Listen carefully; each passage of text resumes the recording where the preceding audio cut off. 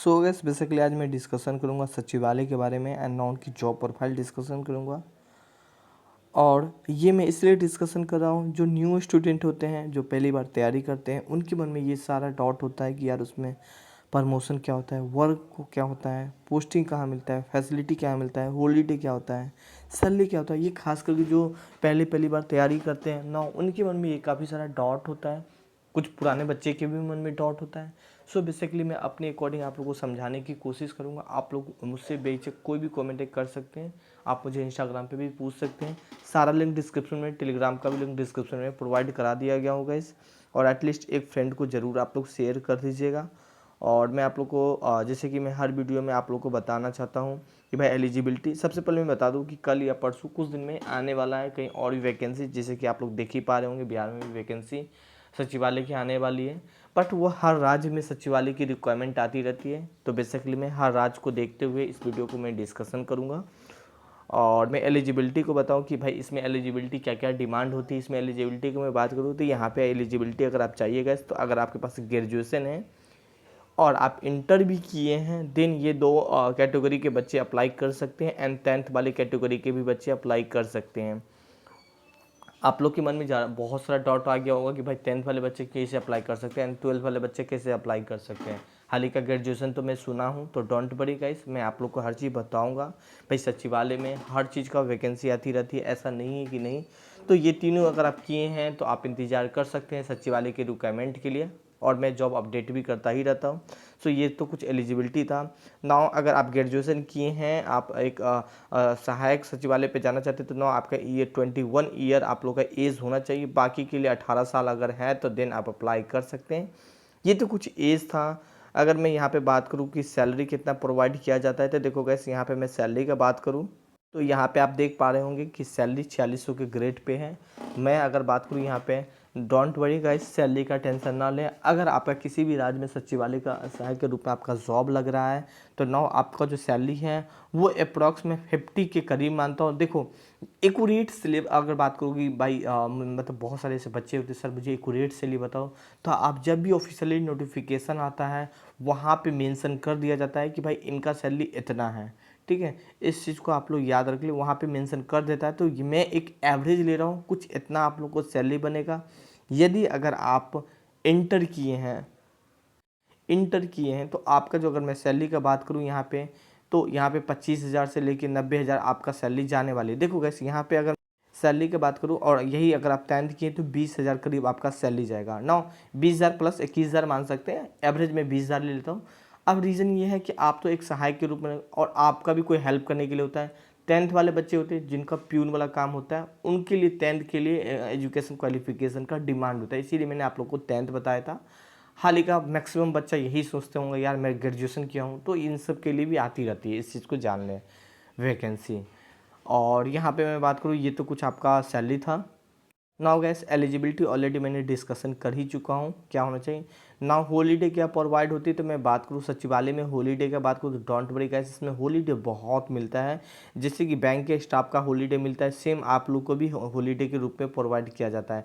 Now यहाँ पे holiday में बात करूँ तो आपको अगर कोई भी मान लो पर्व है, होली है, दिवाली है, ईद है, बकरीद है, नौ इन सब में आपको हॉलीडे प्रोवाइड किया जाता है। इनके अलावा जो 32 हॉलीडे है वो भी आप लोग को प्रोवाइड किया जाता है। नहीं बताऊँ, मैं जब मैं थोड़ा सा काम का डिस्कशन करूँगा वहाँ पे मैं कुछ बताऊँगा। सचिवालय में जॉब करने में तो बहुत ही मज़ा है।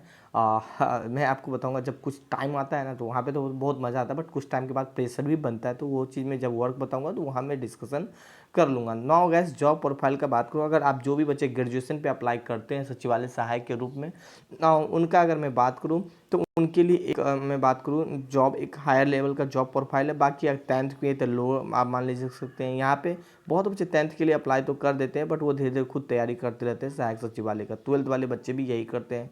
मिडिल लेवल का जॉब प्रोफाइल है गैस, ये तो कुछ ये है। नाउ फैसिलिटी क्या क्या प्रोवाइड किया जाता है, तो नाउ फैसिलिटी में बहुत कुछ प्रोवाइड किया जाता है। मैं फैसिलिटी का बात करूँ, यहाँ पे मेडिकल फैसिलिटी प्रोवाइड किया जाता है। मेडिकल फैसिलिटी में मतलब आपका पूरा फैमिली का मेडिकल फैसिलिटी। इसके अलावा आपके पास हाउस रेंट प्रोवाइड किया जाता है। इसके अलावा आपका लोन का फैसिलिटी प्रोवाइड, लोन के क्या जो आपका सैलरी है उन अकॉर्डिंग आपको ये भी फैसिलिटी प्रोवाइड किया जाता है।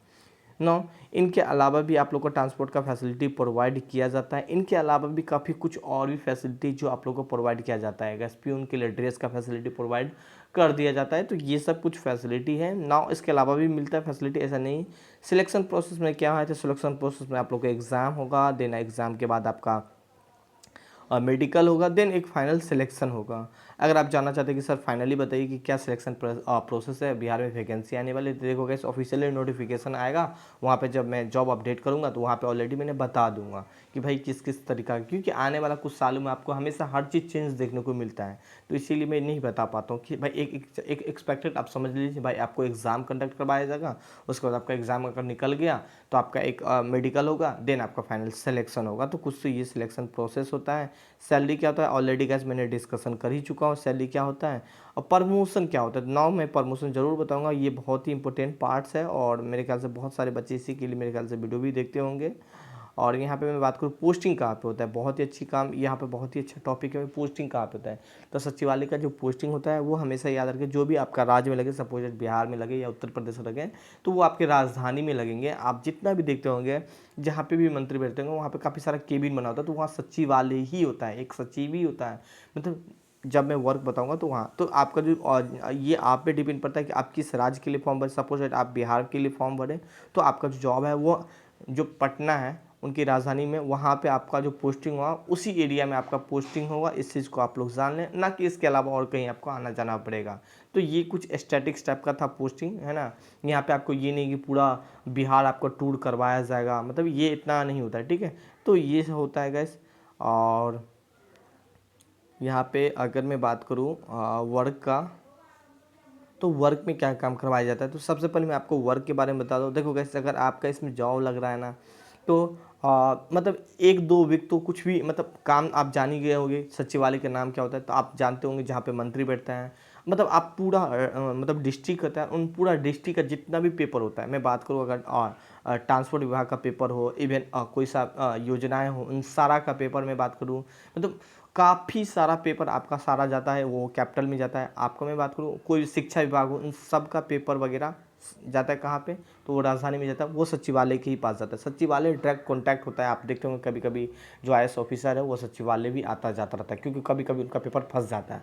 तो नो ये सारा आपका जो काम होता है वो सचिवालय ही का ही काम होता है। और ये सचिवालय क्या होता है, जो उनका हेड होता है सेक्रेटरी, उनको सौंपता है, ठीक है। तो ये सारा सचिवालय के ऊपर ही जाता है और सचिवालय ही सारा पेपर वर्क वगैरह काम करना पड़ता है, सारा फाइल वाला काम करना पड़ता है। समझ लीजिए एक ऑफिशियली टाइप की एक बैठा आपको बैठना पड़ेगा। अगर आप बोलिएगा तो मैं वीडियो अपने फ्रेंड से शायद में बोल के होगा तो शायद अगर अलाउ करेगा तो मैं आपको वीडियो प्रोवाइड करा पाऊँगा, अदरवाइज़ मैं आपको 100% नहीं बता पा रहा हूँ।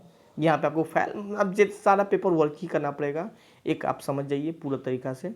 और यहाँ पे ये है कि देखो गैस कभी कभी आपको काम वहाँ पे तो ज़्यादा नहीं मिलेगा, बट जब भी काम आएगा तो बहुत ज़्यादा काम करना पड़ेगा।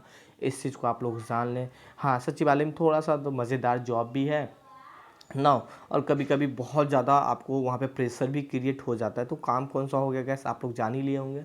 अगर फिर भी नहीं जाने होंगे तो ऑलरेडी मैं एक साइड में वीडियो बनाया होगा यूपी सचिवालय के रिलेटेड, तो वहाँ भी आप जाके देख सकते हैं। अगर वहाँ भी अगर आपको समझ में नहीं आया होगा तो कुछ इसी टाइप का काम मिलेगा। सचिवालय का जितना पेपर वर्क है, आप मान लीजिए शिक्षा विभाग है एंड शिक्षा विभाग का जितना भी पेपर वगैरह है, कोई योजना है उनका जितना भी पेपर है, मान लीजिए किसी को पास करना है, कितना पैसा देना है, कितना नहीं देना है, इन सारा का पेपर डीएम लिखता है और डीएम के पास से सीधा जाता है सचिवालय जाता है, सेंटर में जाता है, मतलब जो राजधानी वहाँ जाता है। सारा उस सबको आपको देखना है, ना कि एक एक करके मंत्री देखेगा।